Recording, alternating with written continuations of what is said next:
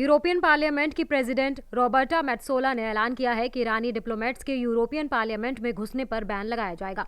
उन्होंने कहा कि ये कार्रवाई आधी सदी की तानाशाही को खत्म करने की मांग कर रहे मुजाहिरीन पर तेहरान सरकार की वहशियाना कार्रवाई के जवाब में की गई है। मेट्सोला ने पार्लियामेंट के लोगों को भेजे एक मैसेज में इस फैसले के बारे में बताते हुए कहा कि इस बैन में ब्रुसेल्स और स्ट्रासबर्ग में सभी पार्लियामेंट बिल्डिंग जहां जरूरी बहसें होती हैं और लग्जमबर्ग में यूरोपियन यूनियन के जनरल सेक्रेटरिएट का हेडक्वार्टर शामिल है। इसका मतलब है कि एंट्रेंस पर ईरानी पासपोर्ट वाले किसी भी शख्स की तलाशी ली जाएगी और सरकार के लिए काम करते हुए पाए जाने वाले किसी भी शख्स को एंट्री नहीं दी जाएगी। मेट्सोला ने अपने मैसेज में यह भी लिखा कि जिसे पॉलिटिकों ने देखा कि ईरानी लोग ताउन, यकजहती और एक्शन के लिए इस पार्लियामेंट पर भरोसा कर सकते हैं।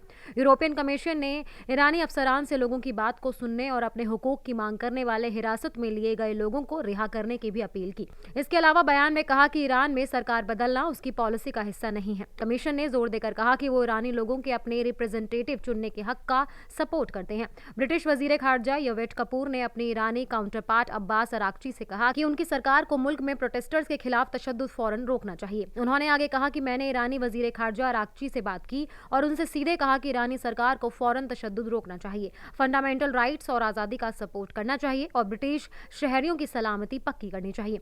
उधर अमेरिकी एम्बेसी की तरफ से जारी एडवाइजरी में कहा गया कि पूरे ईरान में मुखालिफ बढ़ रहे हैं और पुरतशद्दुद शक्लें ले रहे हैं, जिसकी वजह से गिरफ्तारियां बढ़ सकती हैं और ज्यादा लोग जख्मी हो सकते हैं। बताया गया है कि सलामती के कड़े इंतजाम और सड़कों के बंद होने की वजह से आवाम को आने जाने में मुश्किलें हो रही हैं।